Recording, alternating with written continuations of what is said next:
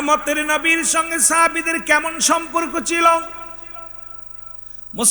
মুসলমান গভীর মনোযোগ, জীবন দিতে পারত, জীবন দিয়া দিছে রসুলের জন্য, হাসি মুখে জীবন দিয়ে দিছে, কোনোদিন পিছন দিকে তাকান নাই। তারা পরিবার পরিজনের কথা ভাবেন নাই, জীবনের মায়া করেন নাই, আপনজনদের মায়া করেন নাই। তামাম পৃথিবী একদিকে, আমার রসুল একদিকে, তামাম পৃথিবী ছেড়ে দিছে, আমার রসুলকে ছাড়া ছাড়তে পারে নাই।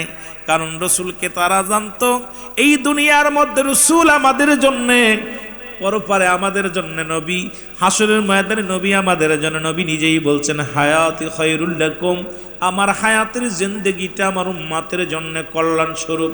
কারণ আমরা সাহাবীরা জানতো রসুল দুনিয়ার মধ্যে আগমন করেছেন, রসুল নিজেই বলেছেন আমি নবী আগমন করলাম উম্মতের কল্যাণের জন্যে। পৃথিবীর মধ্যে উম্মতিরা কোনভাবে জীবন যাপন করবে, কোনভাবে উম্মতিরা মুসলমান সংসার জীবন করবে, কোনভাবে রাষ্ট্রীয় পরিচালনা করবে, কোনভাবে ইসলামের বিধান মেনে চলবে, এই সব কিছু বোঝানোর জন্যে, সব কিছু বোঝানোর জন্যে আমি নবী, আল্লাহ রাব্বুল আলামিন আমি নবীকে পাঠিয়েছে আমার উম্মতের কল্যাণের জন্য। এই জন্য সাহাবীরা জানতো যে নবী আমাদের জন্য কল্যাণের জন্য আসছে, এই জন্য সব কিছু ছেড়ে দিতে পারছে, নবীর ভালোবাসা ছাড়তে পারে নাই। জোরে জোরে চিল্লায় বলেন মারহাবা। আর একটু জোরে বলেন। এ ভাইয়েরা আমার, বন্ধুরা আমার, শুধু কল্যাণের জন্য আসেন নাই দুনিয়ায়, দুনিয়া থেকে বিদায় নিচ্ছে উম্মতের কল্যাণের জন্য। নবী বলেন ওয়াফাতি খায়রুল লাকুম, নবী কয় আমার ওয়াফাতটা, আমার ইন্তেকাল শরীফটাও আমার উম্মতের জন্য কল্যাণ স্বরূপ। সাহাবীরা জানতো দুনিয়াটা থেকে, দুনিয়া ক্ষণস্থায়ী জমিন, কারণ কিছুদিন থাকবো, 40 বছর, 50 বছর, 80 বছর, 100 বছর, এর পরের জগৎটা আমাদের কবরের জিন্দেগি, সেই জিন্দেগির মধ্যেও লাগবে নবী। কারণ নবীজি নিজে বলছেন হায়াতি খায়রুল লাকুম ওয়াফাতি খায়রুল লাকুম ওয়া মামায়াতি খায়রুল লাকুম।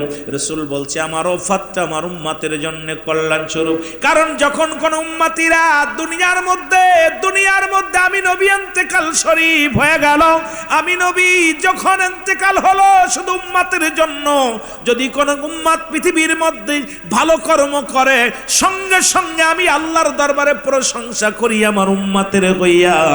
আবার যদি কোন উম্মত পৃথিবীর মধ্যে গুনাহের কাজ করে, সঙ্গে সঙ্গে ইস্তেগফার করি, ক্ষমা চায়, আমি নবী আমার উম্মতের জন্য। জোরে জোরে বলেন মারহাবা। নূরে ঝলমল করে গো নবী সোনার মদিনা, বলো নূরে ঝলমল। আরো জোরে জোরে বলেন নূরে ঝলমল করে গো নবী সোনার মদিনা, বলো আল্লাহর নবী নূরের নবী, বলো আল্লাহর নবী। আরে যাহার হয় না তুলনা, হায় হায় যাহার না, নূরে ঝলমল করে গো নবী।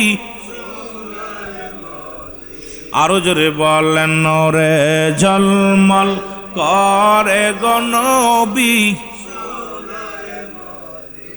দয়াল নবীর আশিক যারা,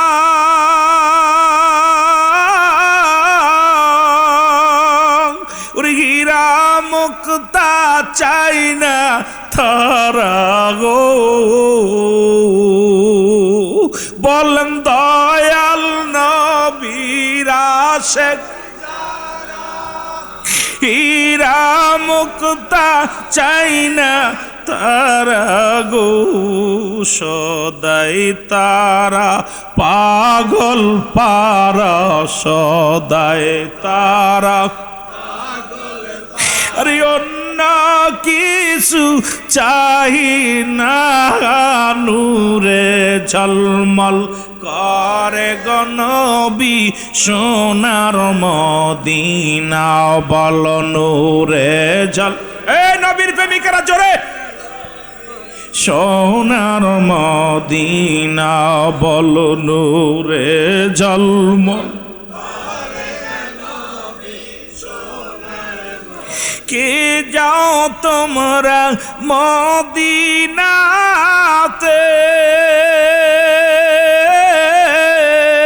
সঙ্গে করে লও না মোরে আরে কে যাও তোমরা মদিনা সঙ্গে করে নিয়মরে গো আমি পাপী অপরাধী আল্লাহ আমি পাপী ওরে কেমনে যাইব মদিনায় নূরে ঝলমল করে গনবী সোনার মদিনায় বল নূরে ঝলমল আল্লাহর নবী নূরের নবী বলো আল্লাহর নবী ওরে যাহার হয় না তুলনা হয় যাহার নূরে ঝলমল করে গনবী সোনার মদিনা বল নূরে ঝলমল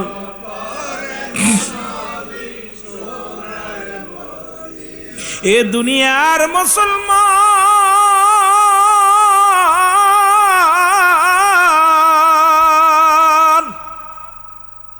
রহমতের নবী রাহমাতুল লিল আলামিনকে সাহাবীরা কেমন ভালোবাসতো এই ভালোবাসার প্রমাণ কত দিব রে মুসলমান একজন নয় দুজন নয় অসংখ্য সাহাবীরা এক একজনের ভিতরে এক এক রকম ভালোবাসা ছিল রে যুবক এক যুবক বসে আছে রাসূল ডাক দে দেখে সব সাহাবীরা বসে আছে আমার মতো আমার সেই ত্যাগ কালো সাহাবী নাম তার আসওয়াদ নাম কি আসওয়াদ সাহাবীরা বলে হুজুর আসওয়াদের বিবাহর বয়স হয়ে গেছে এই সাহাবীর সঙ্গে কেউ মেয়ে দেয় না এই সাহাবী শাদী মুবারক না করিয়া যদি মারা যায় গুনাহগার হয়ে যাবে নবী গো রাসূল ডাক দিলেন আসওয়াদ তুমি কি বিয়া করবানি বাবা আসওয়াদ বলে হুজুর বিয়া করব মক্কা মদিনায় এমন কোন ব্যক্তি তো আমার লগে মেয়ে দিতে চায় না পৃথিবীর মধ্যে কে দিবে আমার সঙ্গে মেয়ে দাঁতগুলো মূলর মতো দেখতে রং একেবারে কালো গঠন ভালো না নাকটা বড় লম্বা মোটা গায়ের রং এত কালো যে দেখে ভয় পায় রাসূল গো কেউ তো আমার মেয়ে দিব না আমারই তো কেউ পছন্দ করে না রাসূল আপনি আমাকে ভালোবেসে বুকে টান দিয়ে নিছেন গো নবী যদি পৃথিবীর মধ্যে ঈমান যদি মানুষের হাতে থাকতো পৃথিবীর মানুষ হয়তো আমার ঈমান দিত না পৃথিবীর মধ্যে রাসূল গো যদি হায়াত মানুষের হাতে থাকতো এই মানুষগুলো হিংসুটে মানুষগুলো আমারে হায়াত দিত না হায়াত সেই রব্বে কারিমের দরবারে ঈমান সেই মান আল্লাহর দরবারে এই জন্য সেই মালিক আমারে হায়াত দিছে আমারে কালেমা পড়ার সুযোগ করে দিছে নবী গো আপনার কদমে আমি জায়গা হয়েছি ইয়া রাসূলুল্লাহ ইয়া হাবিবাল্লাহ এর চাইতে আর কি চাই শাদী মুবারক বুঝি আমার কপালে নাই রাসূল বলে সাহাবীরে তুমি বলো শাদী করবার কি না রাসূলের কথা শুনিয়ে আসওয়াদ একটা মিষ্টি হাসি দিলেন হাসি দিয়া বলে জি হুজুর বিয়া করতে চাই আমার নবীজি কাগজ হাতের মধ্যে নিলেন নিয়া কাগজের মধ্যে লিখে দিলেন ও সুন্দরী নারীর বাবা অমুক সাহাবী শুনে নাও আমার আসওয়াদের সঙ্গে তোমার মক্কা মদিনার সবচেয়ে সুন্দরী নারী সুন্দরী মেয়েকে আমার আসওয়াদের সঙ্গে বিবাহ পড়ায়া দিবা ইতি তোমার নবী রাহমাতাল লিল আলামিন জোরে জোরে চিল্লায় বলা যাবে না মারহাবা সাহাবীদের ত্যাগ ছিল কি আমি কথাগুলো ভালোবাসার মাধ্যম দিয়ে একটু বুঝাই দিয়ে তারপর ও কত সাহাবী আছে আলোচনা এরপর দুজনের নাম তো দিয়েই দিছে এই আলোচনাগুলো করতে তো রাত শেষ আল্লাহ কবুল করুক জোরে বলো না আমি কষ্ট হচ্ছে আপনাদের আল্লাহ নবী চিঠিখানা যখন হাতের মধ্যে দিছে যুবক মানুষ বিবাহের চিঠি পাইয়া মনে একটু আনন্দ লাগছে, চিঠিখানা লইয়া নাচতে নাচতে রওনা দিছে সাহাবীর বাড়ি। সালাম দেয়, দরজায় দাঁড়ায়, আসসালামু আলাইকুম হালাল বাইত। ভিতর থেকে আওয়াজ আসে, আলাইকুম আসসালাম। কে গো? বলে আমির নবীর সাহাবী আসওয়াদ, আপনার দরজায় হাজির হয়ে গেছি। কোনো খবর আসেনি? বলো বাবা, কোনো খবর আসেনি। রাসূল কোনো সংবাদ পাঠিয়েছিনি? এই সংবাদ একটা আছে আমার কাছে, সম্পদ একখানা চিঠি। এই চিঠিখানা নিয়ে আসে আপনার কাছে, চিঠিখানা ধরেন। কাগজখানা হাতের মধ্যে দিয়া বলো হুজুর এই লন চিঠিখানা। চিঠি হাতের মধ্যে নিয়ে পড়িয়া দেখে, ও মুখ সুন্দরী কন্যার বাবা, আমি আমার আসাদকে পাঠিয়ে দিলাম, দেরি করুন আমার আসওয়াতের সঙ্গে তোমার সুন্দরী মেয়ের বিবাহ পড়ায়া দিও। ইতি তোমার নবী রাহমাতাল লিল আলামিন। কার চিঠি? কার হাতের চিঠি? দাম আসেনি? দাম আছে। প্রথম যেই নবীর হাতে চিঠি বলছে চুমা দিছে, খুব আদর করছে, যেই কাম সারছে। আমার একমাত্র মায়া, কত এসপিডিসি, কত বড় লোক পায়গাম দে, বিয়ের পায়গাম দিচ্ছে, বিয়ে দিই নাই। হুজুর কয় বাবা চিঠি দিছে আসওয়াতের লগে বিয়ে পড়ানোর জন্য। মেয়ের বাপ একবার আসওয়াতের মুখের দিকে তাকায়, আবার নিচের দিক তাকায়, চিন্তা করে বাবা ছেলে কি ডাকা? আমি। সুবহানাল্লাহ বলেন। ছেলেকে বরকে? কয় আমি। আর আমার দেশে খাসি হয় না বিলে বর চলে যায়, ঠিক কিনা? দেখছেন নি? আহা, ব্রাহ্মণবাড়িয়া এই দেশে যত ওই এলাকার মধ্যে মাহফিল করি ভাই, এটা ক্রিটিক্যাল জেলা। এই যে এলাকার মধ্যে নবী প্রেমিকও যেমন, নবীর দুশ্মনও তেমন। এলাকার মধ্যে কেন যেন ভয় লাগে নাম শুনলে, ব্রাহ্মণ বাড়িয়া, ঠিক কিনা? রাগ করেন না, আবার আর এক জেলার না দুর্নাম করতেছি না, মানে ভয় করে কেন যেন এলাকার নামটা বললে। এরপরে দেখেন গান বাজনা হয়, বাধা নাই। ওখানে যত সংস্কৃতি, যত অনুষ্ঠান হয়, নাচানাচি, ডোলডগর, কোনো বাধা নাই। ওয়াজ নসিহতে প্রায় বাধা আসে, রসুলের সম্মানের মাহফিলে প্রায় বাধা আসে। দেখবেন যত মাহফিলে, আমিও বাধা পেয়েছি অনেক মাহফিলে। পথের থেকে কয় হুজুর ফিরে যান। কেন? ওই মাহফিলে গেলে আপনার ঠ্যাঙ্গে নলা থাকবো না। কথা বুঝেননি? High high. আবার পাশেই গান হচ্ছে, কয় হুজুর আমাদের গানের ডিস্টার্ব হবে, মাহফিল করা যাইব না। ওরা মাহফিল এমন জায়গায়, এই জায়গায় মাহফিল হচ্ছে, ওই জায়গায় গান হয়। বড় আশ্চর্যজনক একটা জেলা। ওই জেলায় খাসি দেয় নাই বিলে বেটা আপনার জাপান ফেরত, জাপান থেকে আসছে, ছেলেরে খাসি খাবার দেয় নাই বরে, কিন্তু রসুল অলিমা খাওয়াইছে। এই পাগলের দল হন! রসুলের সাহাবীরা কোনদিন যাত্রী সাইদা দেয় মায়ের বাবার কাছ থেকে খাসি খায় নাই।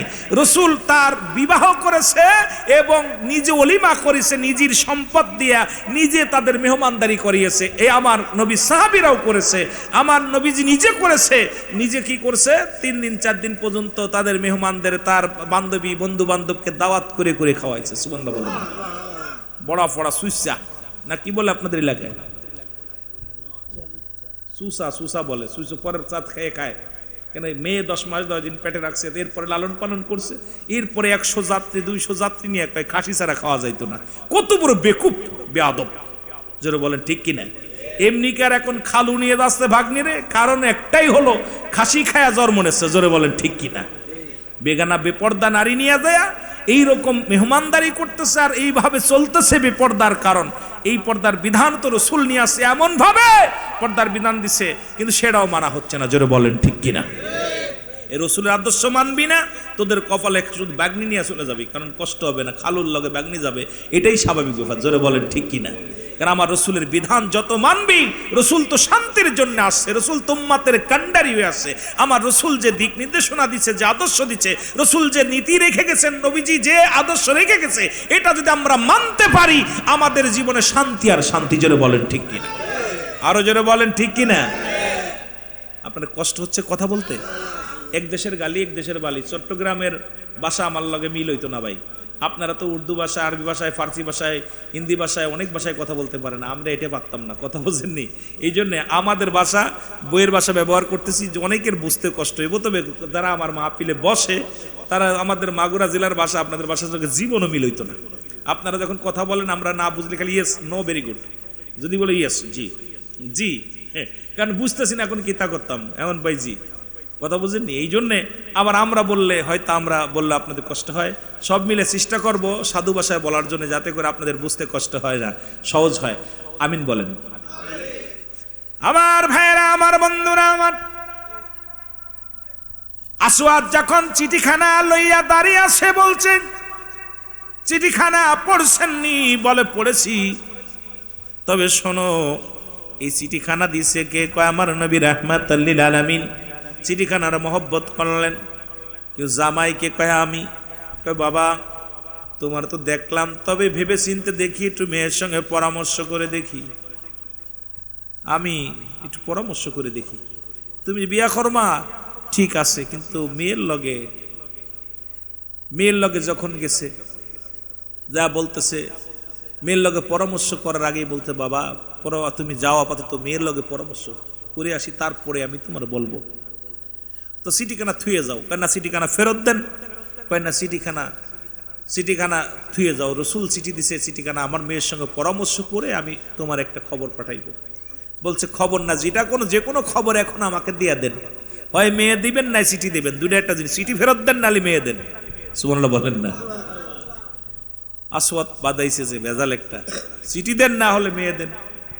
এখন মেয়ের বাপ বলতেছে বাজান ধৈর্য ধরো, তুমি রসুলের সাহাবী, আমিও রসুলের সাহাবী, রসুল পাঠিয়েছে আমার কাছে, তা আমার মেয়ের একটু মতামত জানার দরকার। মন খারাপ করে রওনা দিছে। মনটা হাসি মুখে আসলো, মনটা খারাপ ফিরে চলে আসতেছে। মেয়ে দূর থেকে উপর থেকে দেখছে যে ছেলেটা আসলো হাসি মুখে, অনেক হাসি মুখ, কিন্তু ছেলেটা মুখটা বেজার করে ফিরে যাচ্ছে। বাবা যখন যে বলছে, দূরে আসছে বাবার কাছে মেয়েটা, বাবা বলছে মা কি বলো? কয় হুজুর ওই যে ছেলেটা আসলো দেখলাম আপনার কাছে হাসি মুখে আসলো, অনেক হাসি মুখে কথা বলতেছে, মুখে বড় হাসি, বুকে বড় বল, তেজি ভরা মন, কথা বোঝেননি? ভিতরে তেজত্ব আছে, কিন্তু যাবার সময় একদম নরমাল, চোখটা মলিম, মুখটা মলিম। এই লোকটা চলে গেল, কারণটা কি? হচ্ছে মারে এই চিঠিখানা দিছে, ও নাকি তোমার বিয়ে করবে। বাবা ওর চেহারা সুরত দেখা আমরা নিজেরাই পছন্দ করি না, এরপরে তোমার লগে এই সুন্দরী মেয়ে, মক্কা মদিনার জমিনে আমার মেয়ের মতো এত সুন্দরী মেয়ে আর কেউ নাই, সুতরাং আমার মেয়ে বিয়ে হবে, ভালো ঘর ভালো জামাই, এইটার লগে। কিন্তু হুজুর পাঠাইলো কেমনে? আমি নবীর এত ভালোবাসি, আমি নবীর সাহাবী, আর নবী বাইসা বুইসা একটারে পাঠাইছে যে এডারে আমারই পছন্দ হয় না, এডার নবী কেমনে পাঠাইলো? হুজুর কেমনে পাঠাইলো? মেয়ের চোখে চোখ বে পানি, ঝরঝর করে পানি ঝরতে লাগলো। মেয়ে বলে আব্বা জান আপনি সর্বনাশ করলেন, সারা জীবন ভরে যা কামাইলেন, বাবা গো আমার নবীর সাহাবী যদি মনে কষ্ট পায়, আমার নবীর সাহাবী যদি দুঃখ পায়, ইয়াউমাল কিয়ামতের ময়দানে কি জবাব দিবেন গো আমার আব্বা জান? আপনি আর দেরি করেন না, সাহাবীরে ডাক দেন। আমার ওই নবীর সাহাবী যদি খালি হাতে ফিরে যায়, আমার রসুল যখন জিগাইবে কি জবাব দিবে গো বাবা, কি জবাব দিবে? আর দেরি করেন না, আমি রাজি, আমি ওই ছেলেকে শাদী মুবারক করতে রাজি। বাবা গো আর দেরি করেন না, কারণ ওই লোকটা বেজার হয়ে ফিরে যায়। জোরে জোরে চিল্লায় বলেন সুবহানাল্লাহ। বাবাই দিশে না পায়া ডাকছে, এই কালাই, এই কালা, আমার ডাকছেন নি? কহ আমার মেয়ে রাজি। সুবহানাল্লাহ বলেন না। আসওয়াদ কয় তাহলে দেরি করেন না, বিয়ে ভরাই দেন। সুবহানাল্লাহ বলেন না। আর দেরি করেন না, বিয়ে ভরাই দেন। কয় বিয়া যে করবা কি দেল মোরের কিছু আসেনি? কয় সিটি। সুবহানাল্লাহ বলেন না। কয় কি তা কয় রে? কয় জামা কাপড় কিনা লাগতো না। কয় সিটি। সুবহানাল্লাহ বলেন না। কয় মেয়েরও তো কিছু কিনা লাগবে। আরে ভাই সিটি। সুবহানাল্লাহ বলেন না। এটাই হলো সম্পদ। কি এটা? আহারে রসুলের ভালোবাসা দেখেন না, এটা কি সম্পদ? চিঠি। এটা সম্পত্তি আর সম্পদ, সম্পত্তি বেচা যায়, সম্পদ বেচা যায় না। এটা বড় সম্পদ। সম্পত্তি বিক্রি করে দেওয়া যায়, কি ভাই বেচা যায় না? সম্পত্তি বোঝেন তো, সম্পদ আর সম্পত্তি, এটাতে কি সম্পদ এটা আশেক জানে। আমাদেরকে গুলি করলেও আমরা মিলাদ ছাড়তাম না, আমরা নবীর মিলাদ ছাড়তাম, জীবন দিয়া দিব, সম্পদ ছাড়বো না। সম্পত্তি দিয়া দিব কিন্তু সম্পদ দিব না। জোরে বলেন ঠিক কিনা? নবীর ভালোবাসা আশেকদের জন্য এটা সম্পদ। এটা বুঝবা না, যেদিন কবরে যাবা এই দিন বুঝবা। জোরে বলেন ঠিক কিনা? নবী প্রেম সুধা পান কর সবে মন বেদনা যত না জুরাইবে। আশেক বলতেছে নবী প্রেম সুধা পান কর সবে মনবে দনা যত না জু। খোদা তথ্য পাবে ধরলাভ হবে নবী পদবিনে ভাব সবই মিশে।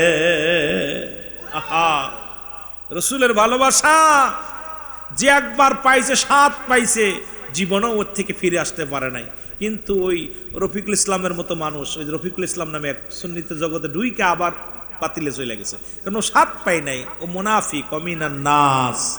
আল্লাহ নিজে বলছে অমিনান নাস, মানুষের মধ্যে আছে মায়াকুল, তারা বলবে আমান্না, তারা ঈমান আনছে বিল্লাহি, আল্লাহর প্রতি, ওয়াবিল ইয়াউমিল আখির, আখিরাতের প্রতি বিশ্বাস স্থাপন করেছে, মা কুম বিমুমিনিন। এই মুনাফিক, ওদের জন্য রয়েছে উইদ্দাতুল কাফিরিন। এই মুনাফিক, তোদের জন্য একটা নয়, দুটি নয়, 7-7টা জাহান্নাম অপেক্ষা করতেছে। জোরে বলেন ঠিক কিনা? নবী স্বাদ পায় না। রাসূলের কাছে এক যুগে যাইতো, সাহাবীরা কিছু যাইতো, যায় তারা বলতো রসুলের সঙ্গে, তোমরা রসুলের কাছে গেছো কেন? আমরা হুজুরের পরীক্ষা করতে আইছি। এইরা রফিকুল তার ভিতরে একজন, কথা বুঝেন? ও কয় সুন্নিদের পরীক্ষা করতে আইছি। কত বড় বদ! সুন্নিদের পরীক্ষা করতে আইছি, এর মতো বদ আর আছে?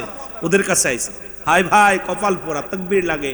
আরে সুন্নি হতে লাগলে কপাল লাগে, সুন্নি তরিকায় ঢুকতে কপাল লাগে, আহলে সুন্নাতুল জামাতে ঢুকতে লাগলে কপাল লাগে। জোরে বলেন ঠিক কিনা?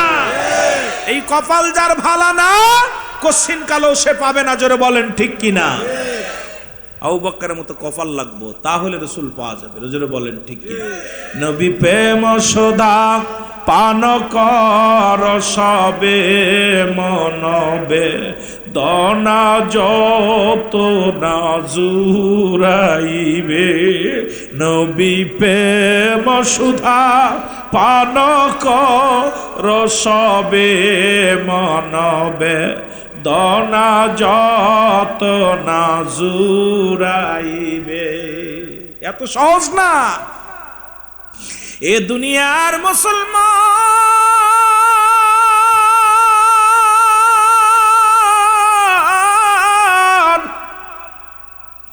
নবী লাগবে কবরে, নবী লাগবে মিজানে, নবী লাগবে ফুলসিরাতে, নবী লাগবে ইয়াউমুল কিয়ামতের ময়দানে।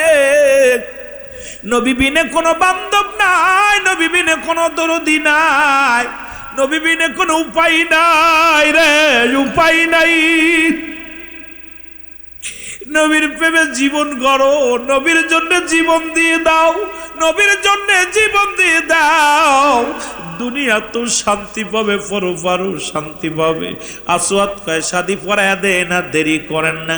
বলে বাবা রে, তোমার জন্য শাদি মরক দিব, দেলমরের কি আছে? তোমার জামা কাপড় কেনার জন্য কি আছে? কয় কিচ্ছু নাই, আছে একমাত্র সম্বল সম্পদ আছে আমার নবীর চিঠিখানা। বলে বাবা গো, আল্লাহ তো আপনার সম্পদ দিছে অনেক। মেয়ে ডাক দে কয় বাবা গো, আমার জামাইয়ের আর কষ্ট দিয়েন না, আল্লাহ আপনাকে সম্পদ দিছে, কিছু টাকা দিয়া দেন, নতুন কেনাকাটা কিনে আনো কিছু। আসওয়াতের হাতে কিছু টাকা দিলেন, কয় যাও বাবা কিনে আনো, নতুন জামা কেন, নতুন কাপড় কিনবে বাবা, কিছু না কিছু তোমার আমার মেয়ের জন্য কিছু কেনাকাটা করে আনো। আসওয়াত টাকাগুলো পাইয়া মনের আনন্দে রওনা দিছে রে। কে যেন আওয়াজ দেয় নবী নাই, যুদ্ধ শুরু হয়ে গেছে। রহমতের নবী, রহমতের নবী যুদ্ধের ময়দানে গেছে রে, আর নবীর গায়ে রক্ত ঝরেছে, আমার নবী কষ্ট পেয়েছে। আসওয়াত ডাক দে কয় ইয়া রাসূলুল্লাহ, ইয়া হাবিবাল্লাহ, নবী গো,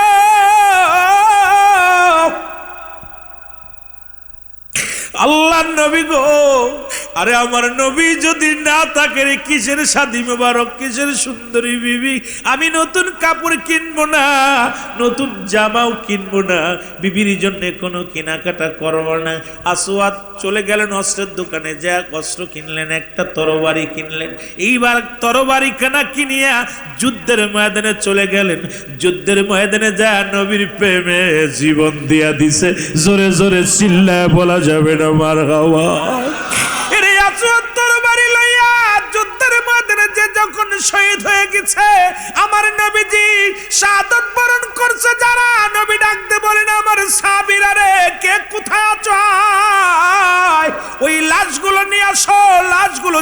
করে নিয়ে আসো। যখন লাশগুলো আনা হলো, শহীদের লাশগুলো আনা হলো, রাসূলুল্লাহ আসওয়াতের বডিখানা ধরে কান্না জড়িয়ে দিলেন। আসওয়াতের দেহ দেখিয়া নবী কান্দে। সাহাবীরা বলে, হুজুর ওর বডিখানা ধরে কাঁদছেন, ও কোন সাহাবী? নবী বলে, তোমরা কি চিনতে পাও না? এ আমার অন্য কেউ নয় রে, এ আমার আসওয়াত, আমার সাহাবী। সাহাবীরা বলে, হুজুর আসওয়াত গেছে বিয়ে শাদী করতে, সুন্দরী মেয়ে, অমুক সাহাবীর মেয়ে শাদী মোবারক করবে। আমার নবী কয়, না না, মুখটা উঠায় দেখো, খুলে দেখো, উবুর হয়ে পড়ে আছে লাশখানা, চিৎ করায় দাও। যখন চিৎ করায় দিলেন, সবাই দেখতে পাইলেন আসওয়াতের লাশ মোবারক। রাসূলুল্লাহ কান্দে, সাহাবীরাও কান্দে। কেমন নবীজির প্রতি কেমন ত্যাগ ছিল রে! সুন্দরী নারী ঠেকাইতে পারে নাই, সুন্দরী মেয়ে তারে ঠেকাইতে পারে নাই, নতুন বিবি তারে ঠেকাইতে পারে নাই। দুনিয়ার সব ত্যাগ করিয়া জীবন দিয়া গেছে একমাত্র রাসূলুল্লাহর ভালোবাসায়। একে বলে কেমন ত্যাগ! সাহাবীরা ত্যাগ করেছে। আমরা কি সেই নবীর ভালোবাসায় মিলাদুন নবী পালন করতে রাজি আছি কিনা? আরো জোরে জোরে বলেন, আছি কিনা? আমার দয়াল নবী বিহনে আপন বলতে কেহ নাই জগতে, বলে না আপন বলতে। আরো জোরে বলেন, আমার দয়াল নবী বিহনে আমার মায়ার নবী আপন বলতে কেহ নাই জগতে, বলে না আপন বলতে। ভেবে দেখি সবই মিছে, ভেবে দেখি সবই মিছে, আমার দয়াল নবী বিগনে আমার মায়ার নবী বিগনে আপন বলতে গোতে, বলে না আপন বলতে ওতে, আমার দয়াল নবী বিহনে আমার মায়ার নবী আপন বলতে কেহ নাই জগতে, বলে না আপন বলতে। ও নবী ও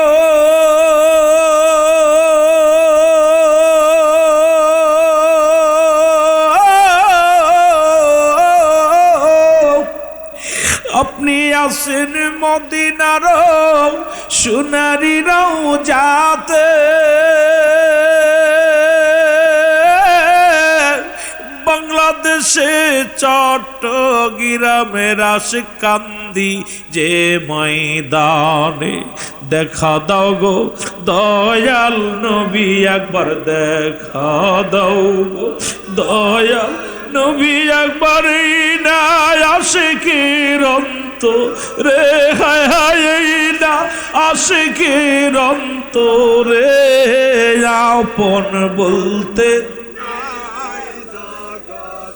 আরে আপন বলতে কেহ নাই জগতে, বলে না আপন বলতে।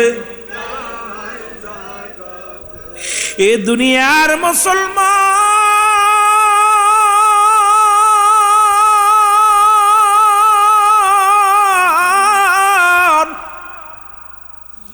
এইরকম আর একজন সাহাবী হুনাইনের যুদ্ধে কেমন ত্যাগ করেছিলেন রাসূলের ভালোবাসায় জীবন। আমার ভাইরা, আমার সুন্নি ভাইরা, গভীর মনোযোগ। রাসূল হুনাইনের যুদ্ধে সাহাবীদের নাম ঘোষণা করলেন। রাসূলের নাম ঘোষণা করলেন তিনজন সাহাবীর। কয়জন? তিনজন সাহাবীর নাম ঘোষণা করলেন। রাসূল এক নাম্বার সাহাবী দিলেন।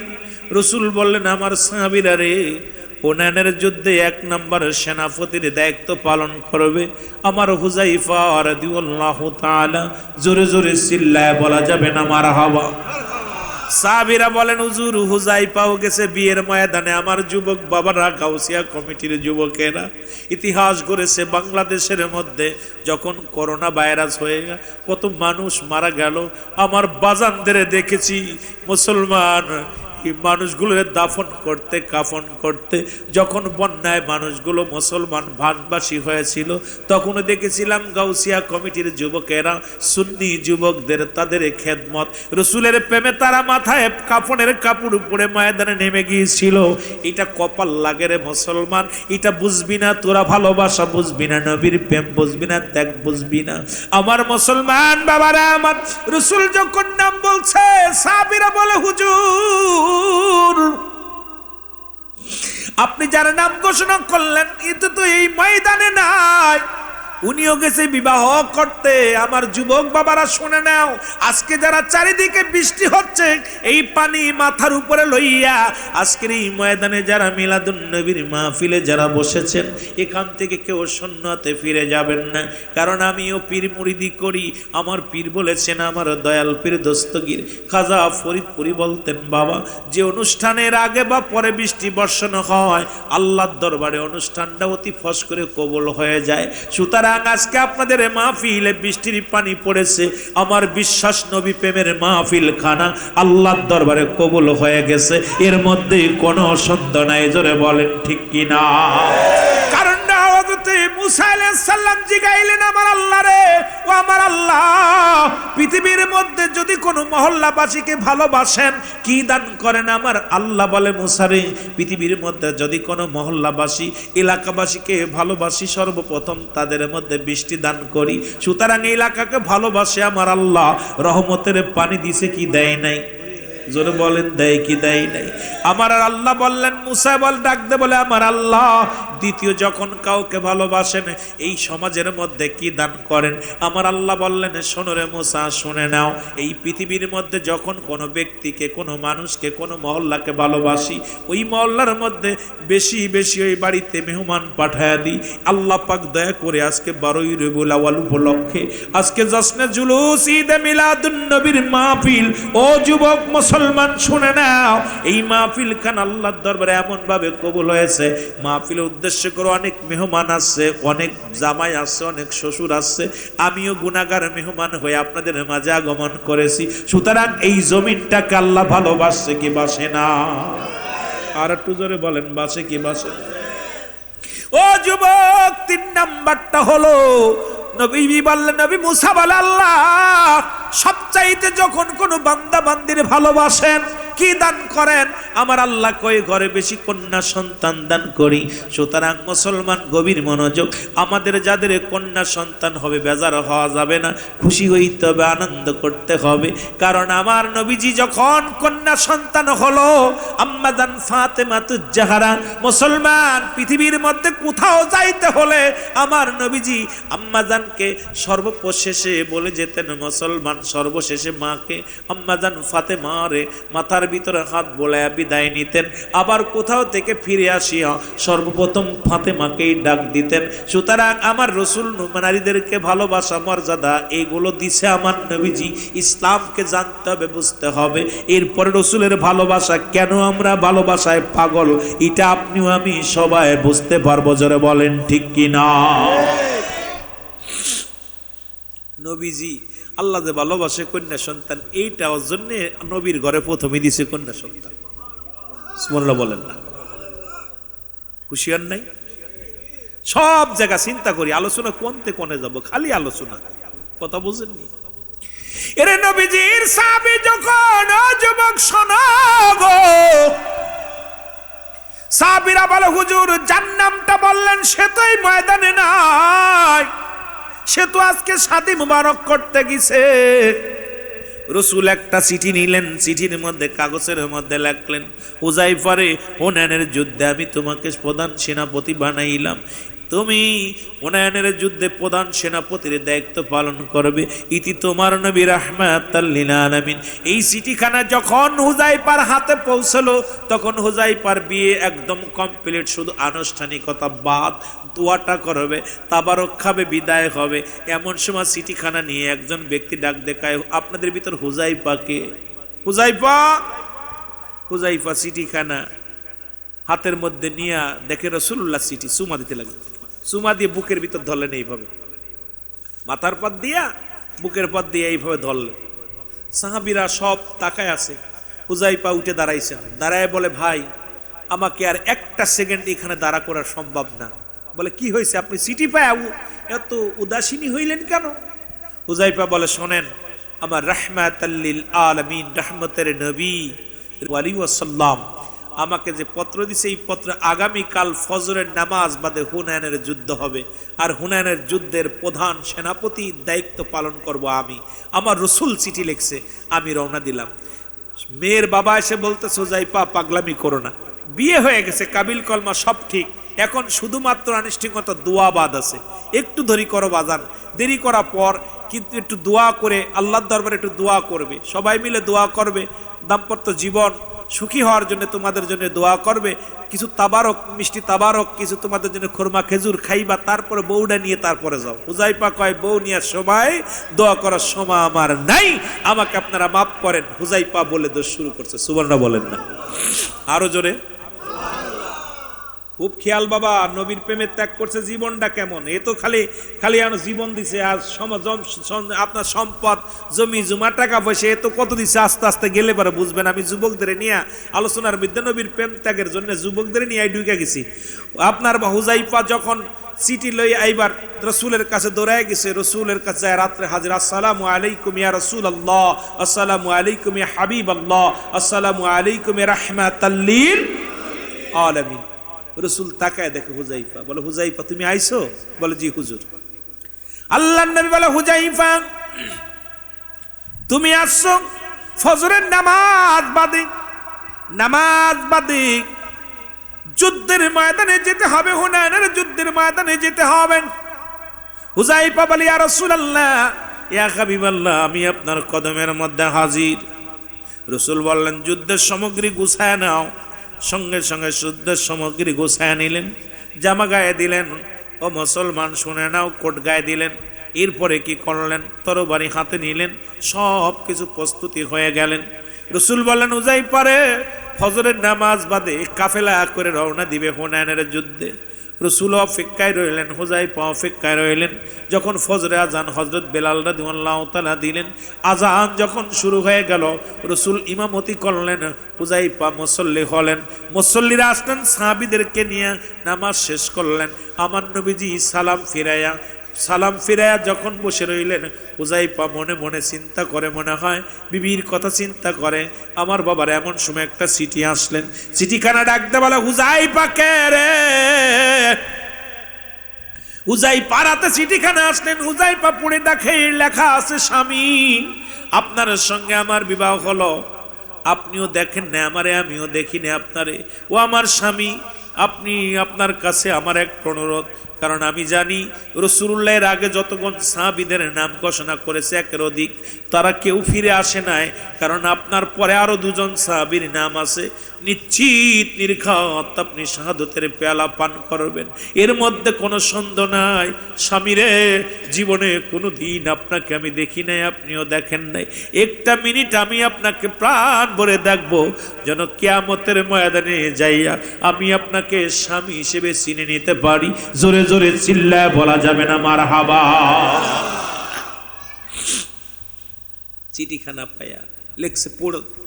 চিঠির উত্তর দিলেন, বিবি তুমি আমার দেখার জন্য আর দাবি করো না। বিবিরে, আমার রসুল আমার কাছে পৃথিবীর সবচাইতে বড় দামি। বিবিরে, আমি একটা সেকেন্ড তোমার সঙ্গে দেখা করতে পারবো না, তোমার সঙ্গে কথা বলা সম্ভব নয়, আমারে তুমি ক্ষমা করে দিও বিবি। আমি যাব হুনায়নের যুদ্ধে শাহাদাতের পেয়ালা পান করতে। বিবিরে, দোয়া করো যেন আমি শহীদ হয়ে ফিরে আসতে পারি। জোরে জোরে চিল্লায় বলেন না মারহাবা। আরে, আর আমরা যদি শুনি যে রাস্তায় হট্টগোল হচ্ছে, কেউ যায় না বইতে, যেটা বলেন ঠিক কিনা? শাহাদাতের তামান্না যুবকদের ভিতরে কেমন ছিল? এ সুন্নি জনতা, এ সুন্নি আশিক রাসূল, তাদের ভিতরে কেমন প্রেম ছিল? চিঠিখানা লেখা আবার একখানা চিঠি লিখলেন, বিবি স্বামীরে, আমি আপনাকে প্রেম বিনোদন করব না, আপনাকে আমি সময় নষ্ট করব না, শুধু একটা নজর আপনাকে আমি দেখব, একটা নজর দেখে আপনাকে বিদায় দিয়ে দিব। চিঠিখানা আবার আসলেন, চিঠির মধ্যে লিখে দিলেন, বিবিরে আমার কাছে দাবি করো না, আমারে তুমি ক্ষমা করো, আমাকে তুমি মাফ করে দিও বিবি, আমি তোমার সময় দিতে পারলাম না, তোমার আমি দেখতে পারলাম না, এর জন্য তুমি আমারে ক্ষমা করে দিও। কারণ তামাম পৃথিবী একদিকে, আমার রসুলের ভালোবাসা একদিকে, আমার রসুল ডাকছে, তোমার ডাকে আমি সাড়া দিতে পারি না, যতটুকু সময় আমি তোমার কাছে কাটাইব সেইটুকু সুযোগ সময় আমি আমার রসুলের ভালোবাসায় কাটাইব। আরেকখানা চিঠি নিয়ে যখন চিঠি নিয়ে বিবির কাছে দিলেন, বিবি আরেকখানা চিঠি লিখলেন, স্বামী ও আমার স্বামী, আপনাকে আমি বাধা দিব না, যান, কোনো দুঃখ নাই, তবে একবার মন চাইল আপনাকে একটা নজরে দেখব, যদি সুযোগ হয়, যদি সুযোগ হয়, সম্ভব হয়, আমাকে আপনি একটা পলক দেখা দিয়ে যান। চিঠি লিখলেন, না রে বিবি না, সম্ভব না। এই চিঠি কাটা রসুল দূর থেকে দেখলেন, ডাক দে বলে, হুজাইফা, একটা লোক তোমার কাছে 3 বার আসলো, আবার 3 বার বিদায় নিল, কারণটা কি? বলে, ইয়া রাসূলুল্লাহ, ইয়া হাবিবাল্লাহ, গতকাল আমার বিবাহ হয়েছে, হুজুর আপনার চিঠিখানা আমার হাতে যখন যায় যে ওনায়নের যুদ্ধে আমার যেতে হবে, আমি প্রধান সেনাপতির দায়িত্ব পালন করব। ইয়া রাসূলুল্লাহ, ইয়া হাবিবাল্লাহ, নবী গো, এই চিঠিখানা যখন আমার হাতে আসে, তখন এই চিঠি পাইয়া বিবিকে রেখে আমি চলে আসি। ইয়া রাসূলুল্লাহ, ইয়া হাবিবাল্লাহ, এখন বিবি একটা নজর দেখার জন্য বড় আকুল হয়ে আছে। ইয়া রাসূলুল্লাহ, ইয়া হাবিবাল্লাহ, এখন আমি এই চিঠির উত্তরে লিখলাম, যা সম্ভব নয়। আমার রসুল একটা মিষ্টি হাসি দিয়ে বলো, হুজাইফা, আমি তোমাকে কিছু সময়ের জন্য ছুটি দিলাম, যাও তোমার বিবির সঙ্গে দেখা করে আসো, এরপরে তুমি আমার কাছে আসো রে হুজাইফা, যাও। রসুল যখন অনুমতি দিলেন, হুজাইফা রওনা হয়ে গেল। এবার বাড়িতে সালাম দিলেন, আসসালামু আলাইকুম আহলাল বাইত। বিবি উত্তর দিলেন, আলাইকুম আসসালাম। এবার বিবিকে ডাকতে বলে, বিবি আমার রসুল হুকুম দিছে তোমাকে এক নজর দেখার জন্য, তুমি দূর থেকে দেখো, আমার কাছে এসো না, কারণ তোমার প্রতি মায়া জমে যেতে পারে, তোমার প্রতি ভালোবাসা আমার আসতে পারে। বিবিরে, তোমার প্রতি আমি দুর্বল হয়ে গেলে আমার রসুলের ভালোবাসা আমি হেরে যাব। বিবিরে, তোমার প্রতি যদি আমার টান এসে যায় রে, আমি হয়তো যুদ্ধের ময়দানে যাইতে চাবো না। বিবিরে, তুমি দূরে থাকো, আমি দূর থেকে এক নজরে তোমার দেখে চলে যাই। হুজাইফা বলা পর হুজাইফা বিবি ডাকতে বলে, স্বামী, আমি আপনাকে প্রেম বিনোদন করব না, ভালোবাসা দিব না, শুধু একটু দাবি করব, আমি একটু ওযু করে আসবো, আপনি ওযু করে আসেন, আপনার সাথে 2 রাকাত নামাজ আদায় করব। ও আমার স্বামী, যেন কিয়ামতের ময়দানে আপনাকে আমি চিনে নিতে পারি, যেন আমি শহীদের বিবি হয়ে ডাকতে পারি কিয়ামতের ময়দানে, শহীদের বিবি বইলিয়া বলতে পারি, আমি শহীদের বিবি ছিলাম। ও আমার স্বামী, দয়া করে একটা বার আমার 2 রাকাত নামাজ পড়ার সুযোগ করে দেন। এবার কি করলেন? 2 রাকাত নামাজ পড়লেন। আমার বাবারা আমার নামাজ পড়িয়া ডাকতে বলে, আমার স্বামী একটু দোয়া করবো আল্লাহর দরবারে, একটু দাঁড়ান। আমার বাবারা, এখন তো আমাদের দোয়া করা বেদাত নাজায়েজ বলছে, আলেমদের বলি, আসো এক জায়গায় বসি, কোথায় নাজায়েজ বেদাত আছে আমরা জানিয়ে দিব, কিতাব দ্বারা প্রমাণ করে দিব। আপনাদের এই কিতাব মুফতি শফিক আহমেদের ফতোয়ায়ে দেওবন্দের মধ্যে 2য় খণ্ড, মুসলমান 33 নম্বর পৃষ্ঠা, আল্লামা মুফতি শফিক আহমেদের কিতাব ফতোয়ার মধ্যে লেখলেন, যেটা কওমি অঙ্গনের কিতাব হাটাজারিতে পড়ানো হয়। এই কিতাবের মধ্যে মুসলমান শুনে নাও, 5 ওয়াক্ত নামাজ আদায় করে, জিয়ারত করে, সর্বহালাতে আল্লাহর দরবারে 2টি হাত উঠায় দোয়া করা উত্তম মুস্তাহাব, উত্তম মুস্তাহাব। জোরে জোরে চিল্লায় বলা যাবে না মারহাবা। একটা হারাম দেখাই খাইতে পারলে জীবনে দোয়া করতাম না। একটা যদি কোনো মুফতি সাহেব থাকেন ফতোয়া দিতে পারেন যে হারাম জীবনে কোনো দিন আর করব না, কিন্তু করলে সব আমার রাসূল বলে গেলেন তোমাদের কিতাব থেকে পড়ানো হয়, তোমরা কিতাবকে অস্বীকার করো, তোমাদের মুফতিকে অস্বীকার করো, তোমরা কেমন আলেম আমাদের বুঝি আসে না। আমরা সুন্নিদের কিতাব নয়, তোমাদের কিতাব থেকে অসংখ্য কিতাব থেকে প্রমাণ পাওয়া যায়। এরপরও যদি তোমরা এই রকম ফাজলামি মারো, সুন্নি জনতার বসে থাকবে না। জোরে জোরে চিল্লায় বলো ঠিক কি না? মহব্বতের সঙ্গে দুরূদ শরীফ পড়ে আল্লাহুম্মা।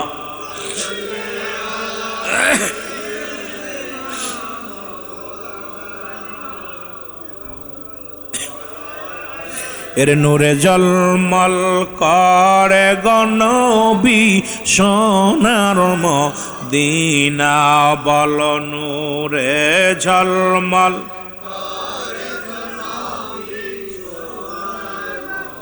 আল্লাহর নবী, নূরের নবী, বলো আল্লাহর নবী। এর জাগার হয় না তুলনা, হায় হায় তাগার হয় না। নূরে জলমল করে গনবী সোনার মদিনা, বলো নূরে জলমল হাজি গনে হস করিয়া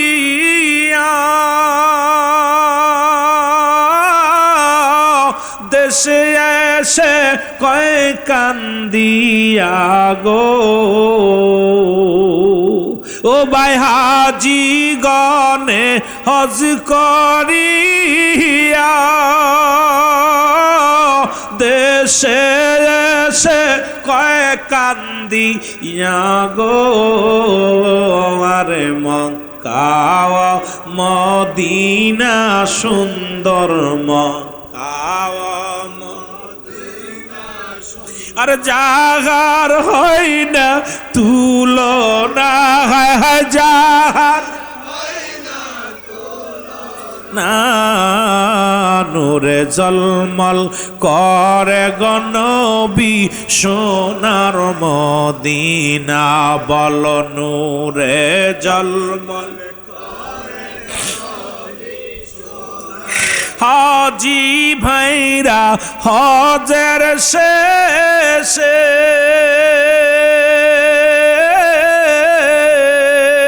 দেশে এসে কয় কান্দি রে গো, বলো হাজি গনে হজের শেষে দেশে সে কয় কান্দি রে গো, আরে মক্কা মদিনা সুন্দর মক্কা, আয় হায় জোরে মক্কা মদিনা সুন্দর জাগার হয় না তুলনা, হায় হায় জাগার নূরে ঝলমল করে গনবী সোনার মদিনা, বল নূরে ঝলমল আল্লাহর নবী, নূরের নবী, আল্লাহর নবী জাগার হয় না তুলনা, হায় হায় জাগার নূরে ঝলমল করে গনবী সোনার মদিনা, বল নূরে ঝলমল এ দুনিয়ার মুসলমান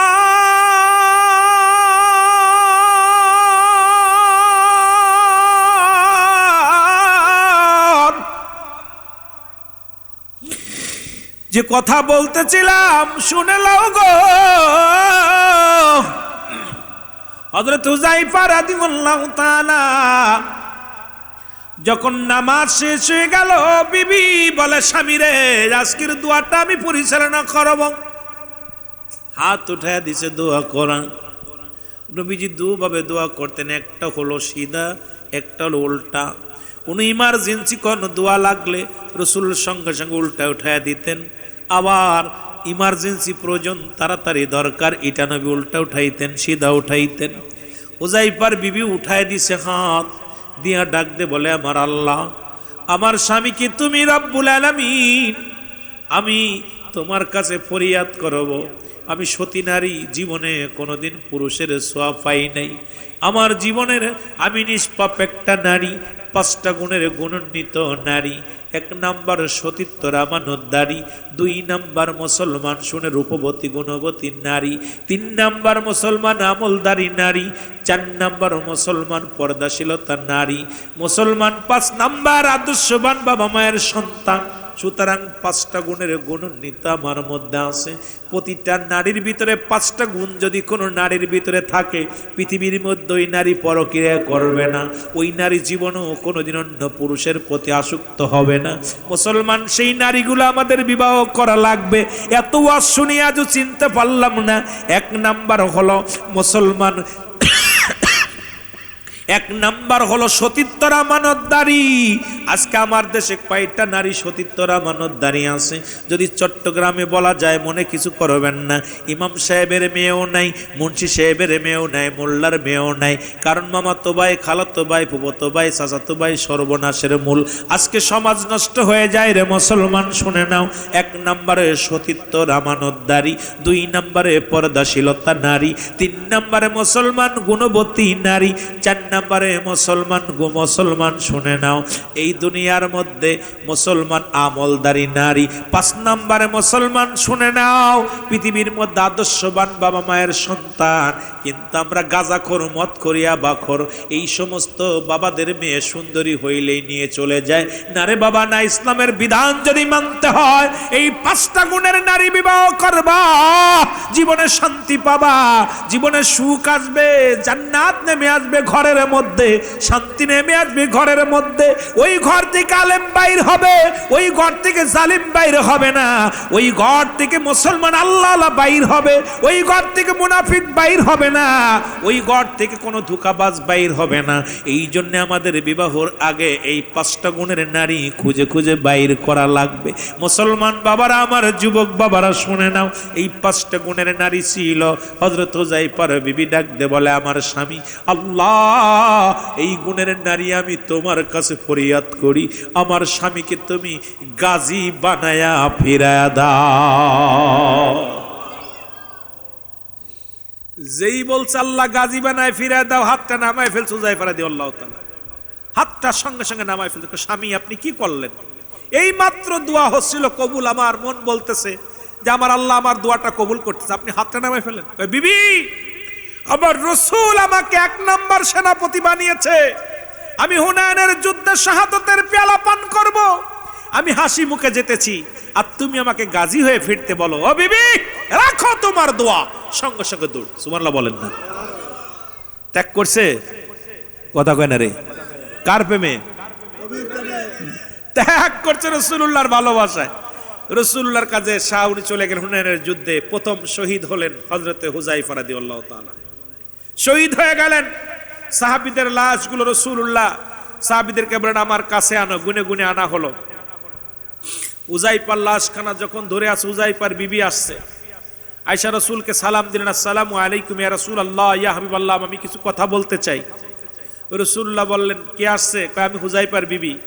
হুজুর কি করলেন? একটা চাদর টানায় দিলেন, চাদর টানায় দিলেন, পর্দার বিধান, চাদর টানায় দিলেন। রাসূল একটা জায়গা, উঁচু জায়গা বসলেন, হুযায়ফার বিবি দাঁড়াইলেন এক জায়গা।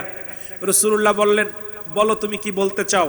ইয়া রাসূলুল্লাহ, ইয়া হাবিবাল্লাহ, আপনার কাছে আমি কিচ্ছু চাই না, শেষ বেলা আমার স্বামীর চেহারা মুবারক দেখব, আমার স্বামীর চেহারা মুবারক দেখব। 2 নাম্বার হলো আপনি আমার জন্য দোয়া করবেন, আমি আজ জীবনে দ্বিতীয় বিবাহ করব না।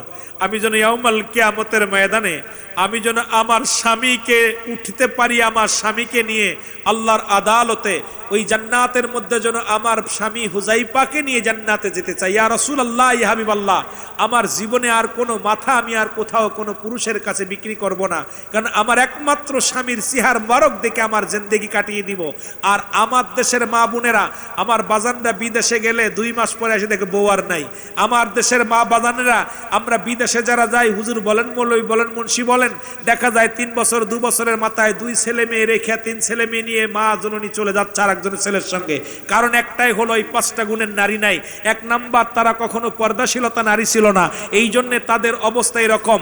2 নাম্বার, তারা কখনো আমলধারী নারী ছিল না, এই জন্য তারা ছিল মোবাইল প্রেমিক, তারা ছিল মোবাইল আসক্ত, তারা ছিল দুনিয়া আসক্ত, দুনিয়ার রং তামাশার জন্য তারা পাগল ছিল, এই জন্য তারা দুনিয়ার পাগল ছিল, আল্লাহর পাগল ছিল না, রাসূল পাগল ছিল না।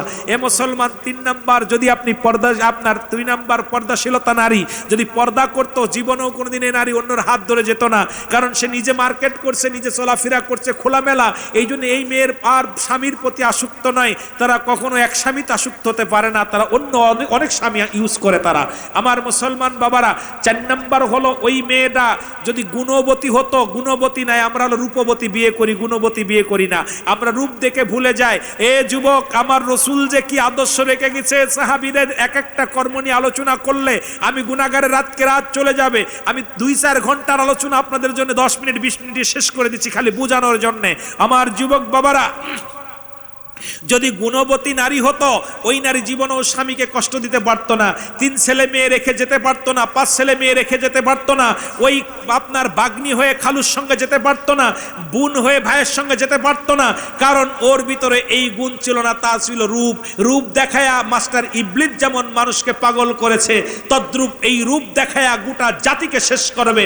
এরপরে আদর্শবান বাবা মায়ের সন্তান, যে বাবা মা ইসলাম দরদি ছিল, রাসূল প্রেমিক ছিল, আল্লাহ ওয়ালা ছিল, যে ব্যক্তির ভিতরে নবীর প্রেম ছিল, আমার নবীর কোন আশেকের মুখটা মলিন দুনিয়াতে আল্লাহ করেন না। জোরে বলেন ঠিক কিনা, আর একটু জোরে বলেন ঠিক কিনা।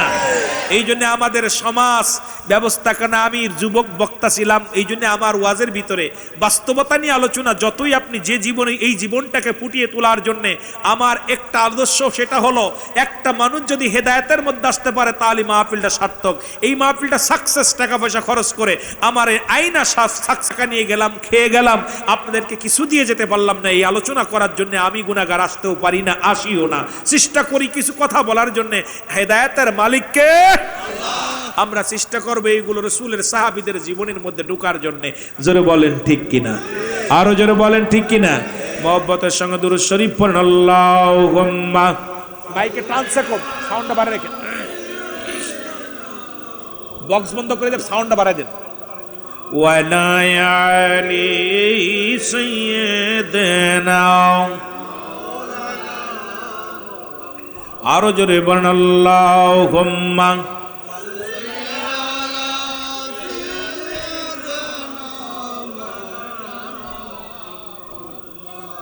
ওয়ালা আলি সাইয়্যিদিনা। এ মুসলমান শুনে নাও, গভীর মনোযোগ। শুধু সাহাবীদের ত্যাগের বিনিময়ে অনুগত্য সাহাবী হযরত উসমান গনি রাদিয়াল্লাহু তাআলার একটা কথা আমার মনে পড়ে গেল, কারণ আপনাদের এইগুলো যদি শেষ না করতে পারি, অনেক সাহাবীর আলোচনাগুলো, রাসূল পাক সাল্লাল্লাহু আলাইহি সাল্লাম এমন একজন সাহাবী, ও মুসলমান গভীর মনোযোগ শুনে নাও। এই সাহাবী কি করলেন? হারেস, আমার যুবক বাবারা, আমার 2টি সন্তান, কলিজার টুকরা সন্তান, নবীকে ভালোবেসে কেমন ত্যাগ করলেন। রাসূল ডাক দিলেন, সাহাবীরা রে, কে কোথায় আসো? সাহাবীরা আসলেন, সামনে আসলেন হযরত আবু বকর সিদ্দিক রাদিয়াল্লাহু তাআলা। নবী বললেন, তুমি নয়। আসলেন হযরতে মুসলমান উমরে ফারুক রাদিয়াল্লাহু তাআলা। নবী বললেন, তুমি নয়। আসলেন উসমান গনি রাদিয়াল্লাহু তাআলা। যখন উসমান গনি রাদিয়াল্লাহু তাআলা আসলেন, নবী উসমান গনি রে, তুমি কই? উসমান গনি আসলেন। উসমান গনি বললেন, হুজুর আমি আপনার সামনে হাজির। রাসূল বললেন সাহাবীরে আমি তোমাকে একটা দায়িত্ব দিব। ওই মুসলমান শোনো, গভীর মনোযোগ। এই পৃথিবীর মধ্যে উসমান গনির আল্লাহ তোমাকে ধন সম্পদের ভান্ডার, আল্লাহ তোমাকে দুনিয়ার মধ্যে অর্থ দান করেছে। আল্লাহ রাব্বুল আলামিন এই দুনিয়ার মধ্যে তোমাকে সম্পদ দান করেছে। এখান থেকে এই জন্য আমি তোমাকে দায়িত্ব দেব একটা, সেই দায়িত্ব তোমার পালন করতে হবে। হযরত ওসমান গনি রাদিয়াল্লাহু তাআলা বলেন, ইয়া রাসূলুল্লাহ, ইয়া হাবিবাল্লাহ, কারণ আপনার হুকুম নিয়ে আমি ওসমান গনি জীবন দিয়া দিতে পারি, কারণ আমি জীবনের পরোয়া করি না। কারণ আপনার এই সারা পৃথিবী একদিকে, আপনি একদিকে। যেমন হযরতে মুসলমান শুনে নাও, রাসূল যখন ইন্তেকাল করলেন, রাসূল ইন্তেকালের পরে হযরত আবু বকর সিদ্দিক রাদিয়াল্লাহু তাআলা যখন খলিফা হলেন, খলিফা হওয়ার পর হযরত উমর ফারুক রাদিয়াল্লাহু তাআলা হযরতে উমরের দিকে তাকায়, হযরত উমর রাদিয়াল্লাহু তাআলা উনি তাকিয়ে আছেন, হযরত আবু বকর সিদ্দিক রাদিয়াল্লাহু তাআলার মুখের দিকে তাকিয়ে আছে। হযরত আবু বকর সিদ্দিক রাদিয়াল্লাহু তাআলা ডাক দিয়ে বলে, ভাই ওমর, সব সাহাবীরা আমাকে মেনে নিছে খলিফা বলে, কিন্তু আমি দেখছি তুমি আমার মুখের দিকে তাকায় আছো, এক ধানে তাকিয়ে আছো, কারণটা বুঝতে পারি নাই। তুমি কি আমাকে মানতে পারো নাই? তুমি কি আমাকে মানো নাই? হযরত উমর ফারুক রাদিয়াল্লাহু তাআলা চোখের পানি ছেড়ে বলেছিল, ও ভাই ওমর, শোনো, তুমি কি আমাকে মানতে পারো নাই? যদি না মানো আমি একটা সেকেন্ডে এই চেয়ারের মধ্যে থাকতে রাজি নয়। তোমার ফারুক ডাক দে বলেছিল, ভাই উসমান, ভাই আবু বকরের শোনো, তুমি কি জানো না আমি উমর আমার রাসূলকে কত ভালোবাসতাম।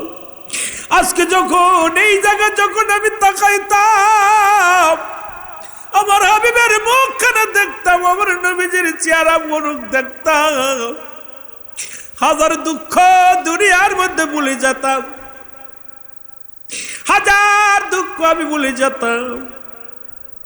কারণ এই দুনিয়ার মধ্যে আমার রাসূলকে পায়া পৃথিবীর মধ্যে আমি খত্তাবের বেটা উমর দুনিয়ার মধ্যে সব কিছু হারায়া যখন আমার রাসূলকে পেয়েছিলাম, আমি সব পেয়েছিলাম রে। আমি যখন তাকায় দেখি আমার রাসূলকে পাই না, আমি উমর ধৈর্য ধরতে পারি না। আমি উমর কি দেখে সান্ত্বনা নিব? কারণ তোমার যখন দেখো ওই চেয়ারের মধ্যে আমার রাসূল বসতো, এক ধাপ নিচেই তুমি বসেছো। ও ভাই আবু বকর রে, আমি তাকায় দেখি ডান দিকে কত মানুষ, বাম দিকে কত মানুষ, সামনে কত মানুষ, আমার রাসূলকে আমি শরিয়াতে দেখতে পাই না, আমার রাসূলকে আমি সামনে পাই না।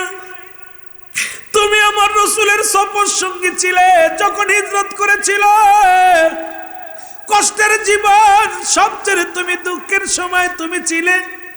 আমার রাসূলকে দেখে প্রাণ জুড়িয়েছো, আমার রাসূলকে দেখে তুমি প্রাণ জুড়িয়েছো, মন জুড়িয়েছো। আমি উমর কয়দিন বা পাইলাম রে, আমি উমর সহ্য করতে পারি না, আমি উমর সহ্য করতে পারি না। এই জন্য তাকিয়ে আছি আমার রাসূল কখন আসবে, আমার রাসূলকে আমি দেখি প্রাণ জোড়াইব। পৃথিবীর সব কিছু ছাড়তে পারি রে, আমার রাসূলকে ছাড়া আমি বাঁচতে পারবো না।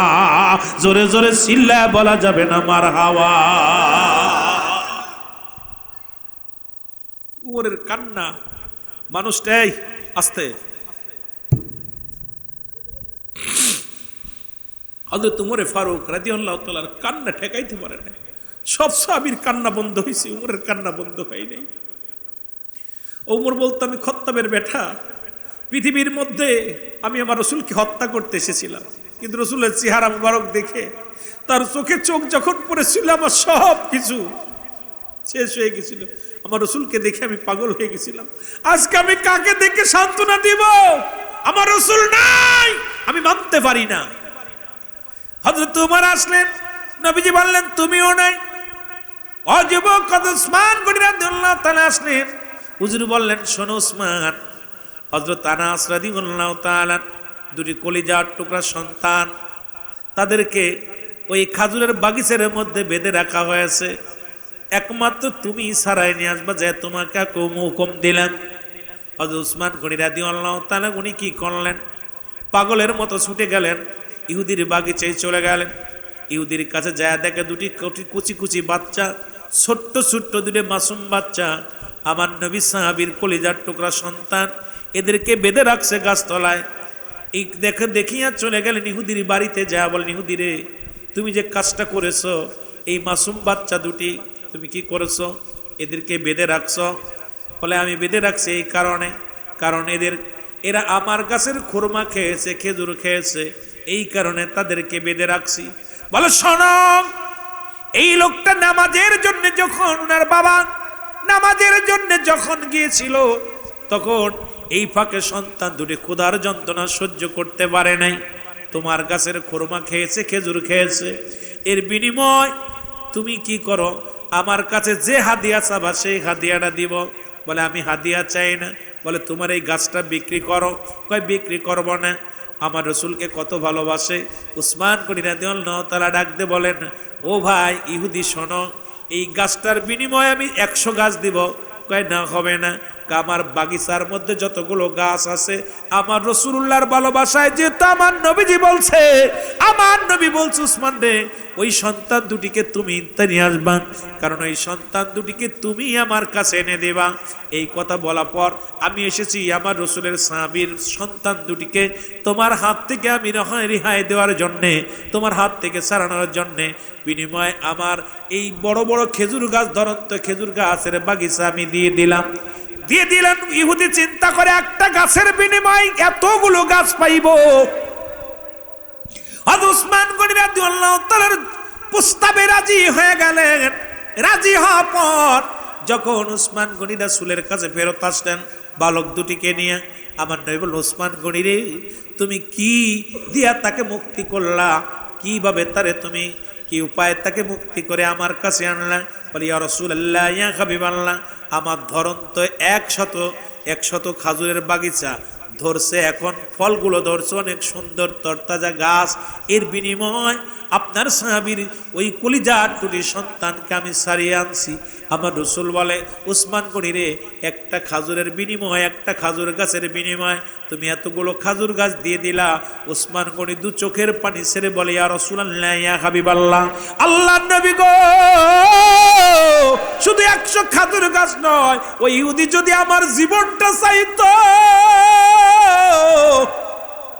ইয়া রাসূলুল্লাহ, আমার কলিজাটা চাইতো, আমি উসমান গনি আমার নিজ হাতে আমার কলিজাটা ছিঁড়ে ওই ইহুদিকে দিতাম, তবু আমার নবীর কথা আমি রাখতাম। জোরে বলেন মারহাবা।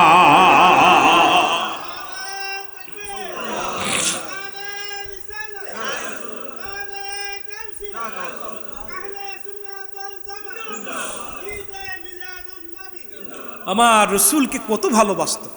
শুধু উসমান গনি রাদিয়াল্লাহু তাআলা না, অসংখ্য সাহাবীরা জান মালের চাইতে আমার রসুলকে ভালোবাসতেন। সুবহানাল্লাহ বলেন না, আরো জোরে বলেন না। যেমন ভালোবেসেছিলেন হযরতে বেলাল, রাবার একমাত্র কলিজার টুকরা সন্তান বেলাল। রাবা ছিল তৎকালীন জামানায় কৃষক, রাবার ছেলে বেলাল ছোট্ট মানুষ। বাবাকে জিগায়, বাবা আসমান বানাইছে কে? জমিন বানাইছে কে? আসমান জমিনের মালিক কে? আমাকে তুমি প্রশ্ন করো, সবকিছুর মালিক আমি। আমার মালিক কে? কয় আমি। তোমার মালিক কে? কয় আমি। সবকিছুর মালিক। রাবা চিন্তা করে এই সন্তান এখনই প্রশ্ন করে, তোমার এই আসমান বানাইলো কে? জমিন বানাইলো কে? বাতাস দিল কে? সূর্য উদয় করে কে? ডুবায় কে? তার মনে একটা শুধু আশা, বেলাল। কিন্তু চিন্তা করে, বেলাল যদি বড় হয় ওর জন্য আমার বিপদ আসবে। বেলালকে কি করলেন? রসুলের মুসলমান, রসুল প্রেমিক বেলাল, তাকে বিক্রি করে দিলেন একজন মানুষের কাছে। তৎকালীন জামানার মধ্যে মুসলমান, শুনে নাও, এই মুসলমান বিক্রি যখন করে দিলেন উমায়ের কাছে, উমায়া তাকে কড়াই করলেন। কড়াই করিয়া বকরি চড়ানোর দায়িত্ব দিলেন। লম্বা আলোচনা, নবীর প্রেমের আলোচনার মুসলমান কেমনে করব? আমার বাবারা আমার, হায়রে আমার নবীর মায়ার দিন, উম্মতের সামনে আজি হইতেছে বিলীন। হায়রে আমার নবীর মায়ার দিন, বলেন হায়রে আমার উম্মতের সামনে আজি হইতেছে বিলীন, বলেন উম্মতের সামনে আজি। ফরমায়াছেন হযরত খাদিজা খাতুন,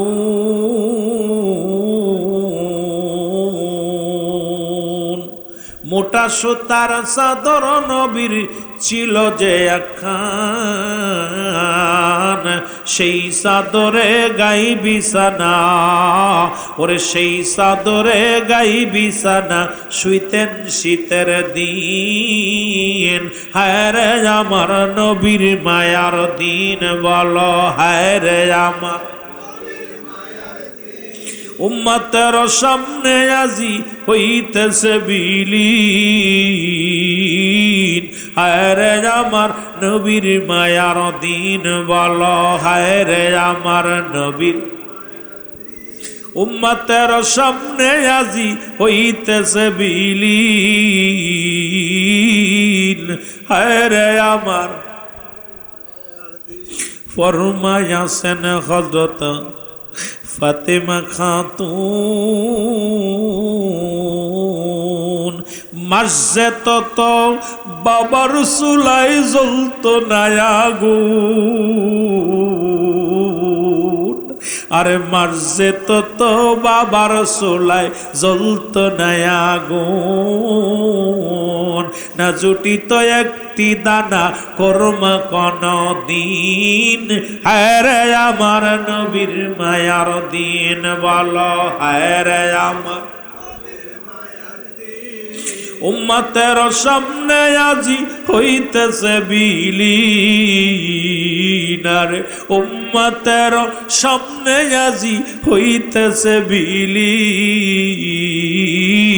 হায়রে আমার নবীর মায়ার দিন, বলো হায়রে আমার উম্মতের সামনে আজি হইতেছে বিলীন। হায়রে আমার নবীর এ দুনিয়ার মুসলমান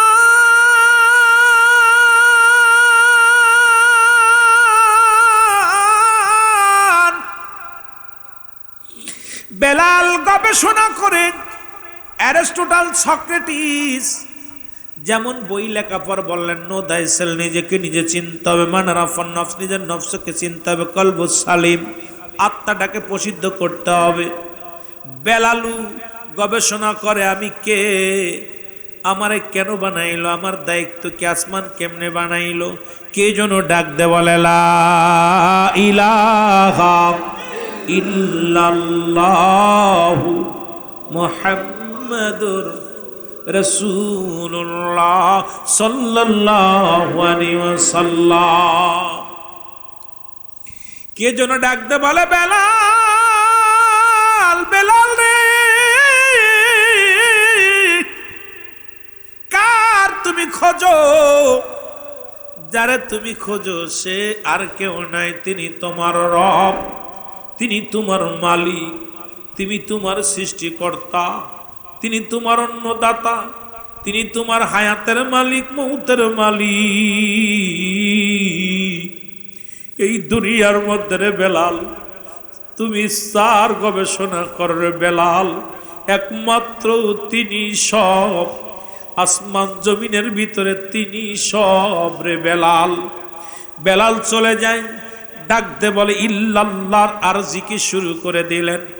ওই জমিনের মধ্যে যত মানুষ ছিল সবাই দৌমায়ের কাছে নালিশ, দৌমায়ারে এমন গোলাম আনছো যে গোলাম মাঠের মধ্যে বয়া কি যেন একটা মন্ত্র পড়ে, আর এই মন্ত্রগুলো শুনিয়া আমাদের বকরিগুলো খানা খায় না, আমাদের উটগুলো তাকায় থাকে এই মানুষটার দিকে।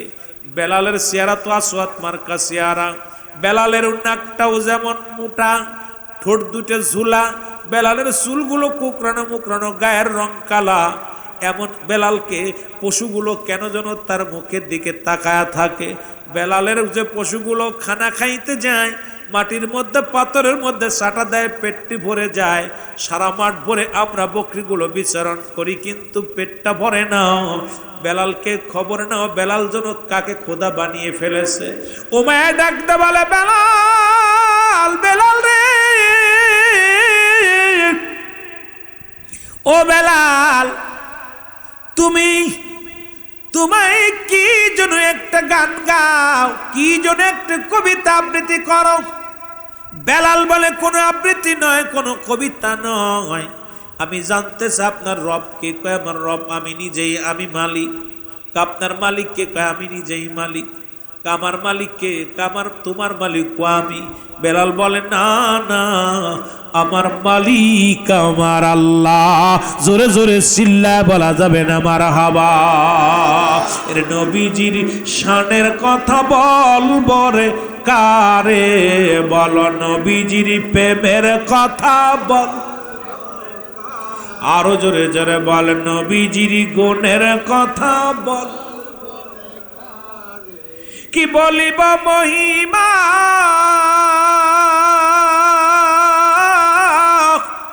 নবী বলেন ফাতিমা, যেতে হবে মারে ওই না কবরে। নবীজির গুণের কথা বলবো রে কারে, বলো নবীজির গুণের কথা। আরো জোরে জোরে বলেন, নবীজির শানের কথা। ইলাহি আলামিন,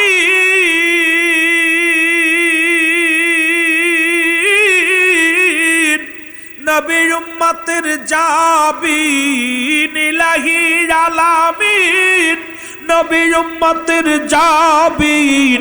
তরাইবে দয়াল নবী কঠিন বিপদে, বলেন তরাইবে দয়াল নবী কঠিন বিপদে। নবীজির গুণের কথা বল। আরো জোরে বলেন, নবীজির শানের কথা। হাসরের ময়দানে নবী উম্মত বিনে, হাসরের ময়দানে আমার নবী উম্মত বিনে। যাইবেন না ময়দান সেদিন সেরে, যাবেন না ময়দান সেদিন। বলবে খুদায় আলামিন, মাপ করিলাম আমি। বলবে খুদায় আলামিন, মাপ করিলাম আমি। যাও তোমার উম্মত লইয়া জান্নাতে, ওরে যাও তোমার উম্মত লইয়া জান্নাতে। নবীজির শানের কথা, নবীজির সাহাবীদের শান, নবীজির শান বলার মতো হেডাম আমার নাই। নবীজির শানের কথা বলবো রে কারে, বলো নবীজির শানের। যেদিন দিদার দেয় খোদা, পর্দা নাই সামনে ভাই। যেদিন দিদার দেয় খোদা, পর্দা নাই সামনে ভাই। বসিলেন পাশাপাশি বন্ধুর কাছে, বসিলেন পাশাপাশি বন্ধুর কাছে।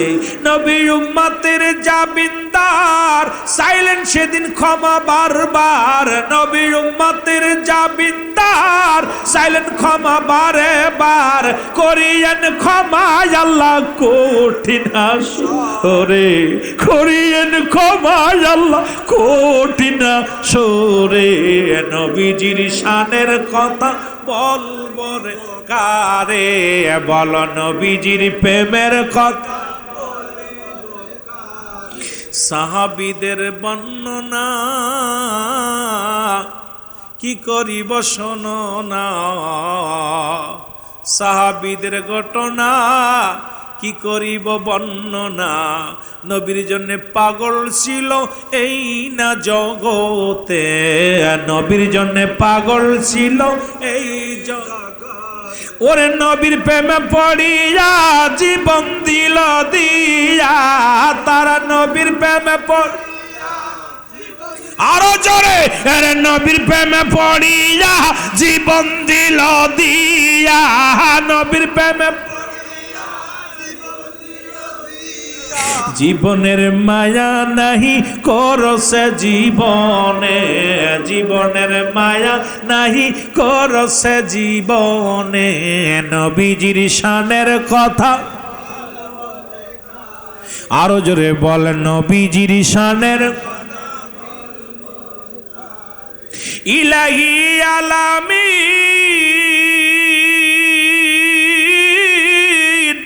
আমার নবী উম্মতের জাবিন, ইলাহি আলামিন আমার নবী উম্মতের জাবিন, তরাইবে দয়াল নবী তোমায় বিপদে, বলো তরাইবে দয়াল নবী বিপদে, নবীজির শানের কথা বলবো রে কারে, সাহাবীদের গুণের কথা বলবো রে কারে, বল নবীজির শানের কথা বল।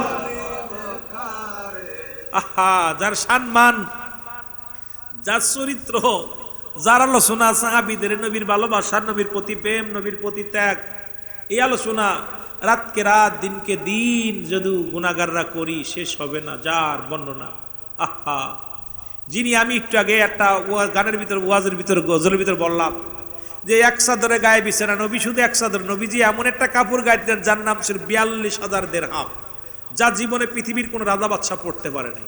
রসুল পৃথিবীর মধ্যে আসলেন কি অবস্থায়, আবার তামাম পৃথিবীর রাজত্ব পালন, উমার সাল্লাকা ইল্লা রাহমাতাল লিল আলামিন, নবী আল্লাম ইয়াজিদ ইয়াতীমান ফা, রসুল আসলেন এতিম অবস্থায়, আবার রসুলকে তামাম পৃথিবী রাজত্ব দিলেন কে? আর যারা বলেন কে? এত বড় রাজত্ব পৃথিবীর মধ্যে আর কাউকে দেন নাই। যার সঙ্গে পর্দা, রসুলের সঙ্গে পর্দা ছাড়া এরকম বইছে পাশাপাশি আল্লাহ হাবিবের সঙ্গে একরকম চেয়ারে বন্ধুর লগে বন্ধু বসছে, পর্দা নাই, সরাসরি আলাপ। যার পর্দা রসুল আল্লাহর পাকের তাজাল্লি নূর দেখা যারা জইলাস গেছে, মুসা আলাইহিস সালামের তুর ফার জইলা গেছে, আমার বাবারা রসুল বসছে পর্দা ছাড়া, সেই নবীর উম্মত হইছি আমরা। এরপরও শুকরিয়া আদায় করি না মুকার দলেরা, পাগলের দলেরা। আর এই নবীর প্রশংসা, জীবনে একটা ছেলে যদি বালা হয় তার প্রশংসা করতে করতে, একজন রাজা ভালো হইলে, পুলিশ ভালো হইলে, এসপি ভালো হইলে, শিক্ষক ভালো হইলে, প্রশংসা করতে করতে মুখ দিয়া আপনার থুতু বাইর হয়ে যায়। আর আমার নবী যিনি উম্মতের কান্ডারি, তার প্রশংসা শুনলে যাদের মুখটা মলিন হয়ে যায়, মনে করবেন এরা মুনাফিকদের চেলা। জোরে বলেন ঠিক কিনা? আমার রসুলের ভালোবাসার কথা শুনলে, নবীজির সম্মান শুনলে যাদের কষ্ট পায়, তাদের জন্য আসলেই বড় কষ্ট হয়। যে একটু মহব্বতের সঙ্গে দূর শরীফ আল্লাহুম্মা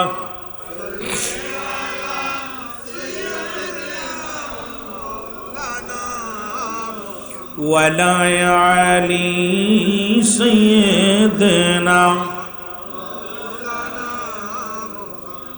আমার ভাইরা, আমার বন্ধুরা, আমার এই বেলাল যখন তাকে কি করলো, আঘাত করে শুরু করলো, কোনদিন তার জবান থেকে কালেমা সরাতে পারে নাই, লা ইলাহা নাই, কোন ইলাহা ইল্লাল্লাহু এক আল্লাহ ছাড়া, মুহাম্মাদুর রাসূলুল্লাহ সাল্লাল্লাহু আলাইহি ওয়াসাল্লাম আল্লাহ পাকের প্রেরিত রাসূল বা বান্দা হলো একমাত্র আমার নবী রাহমাতাল লিল আলামিন। নবীর প্রেমে এমন ভাবে পাগল হয়ে গেলেন, মুসলমান তাকে মারতে মারতে এই জমিনের মধ্যে তাকে ফেলে রাখলেন, হাতে পায়ে রশি দিয়া বাঁধলেন, কত আঘাত করলেন, কিন্তু জবান থেকে সরাইতে পারে নাই। এখান থেকে রাসূলে পাক সাল্লাল্লাহু আলাইহি হয়ে গেল। হযরত আবু বকর সিদ্দিক রাদিয়াল্লাহু তাআলা তাকে কড়াই করলেন, নিয়ে রাসূলের কদমে নিলেন। আমার নবীজি যখন গায়ের মধ্যে হাত দিলেন, আমার রসুলের পরশ পাথরের ছোঁয়া পাইয়া যেমন মুসলমান লোহা যেমন সোনা হয়ে যায়, রসুল এমন একজন পরশ পাথর ছিলেন। রসুলের ছোঁয়া পাইয়া হাজার হাজার মুর্দাদের জিন্দা হয়ে গেছে, হাজার হাজার মুনাফিকেরা কাফেররা ঈমান আনিয়া মুসলমান হয়ে গেছে। জোরে বলেন ঠিক কিনা? আমার ভাইরা, আমার বন্ধুরা, আমার রাসূল যখন হাত বুড়া দিলেন, বেলাল বলে ইয়া রাসূলুল্লাহ, ইয়া হাবিবাল্লাহ, আমি একমাত্র কালেমা পড়ার অপরাধে আমার অবস্থায় হয়েছে। রাসূল কোস দুনিয়ার সব কিছু ছাড়তে পারে, আপনাকে ছাড়তে পারি না। রাসূলের কদম মোবারক পায় বেলাল বড় খুশি। বেলাল, রাসূলুল্লাহ বললেন ইয়া বেলাল, তুমি আমার কদমের মধ্যে তোমার জায়গা করে দিলাম। রাসূল পাক সাল্লাল্লাহু আলাইহি সাল্লামের কদমে যখন জায়গা হয়ে গেল, দেখা যাক কিছুদিন পরে, কিছুদিন যেতে না যেতে বেলাল পুরো সুস্থ হয়ে গেল। রাসূলের কদমের মধ্যে মুসলমান। কথাটা বললে বড় মজা লাগবে। রাসূলের কদমের মধ্যে হুতবা সাহেব আবু জেহেল আবু সুফিয়ান আসলো, আসিয়া দেখে বেলাল রাসূলের পাশে বসে আছে। সুবহানাল্লাহ বলেন।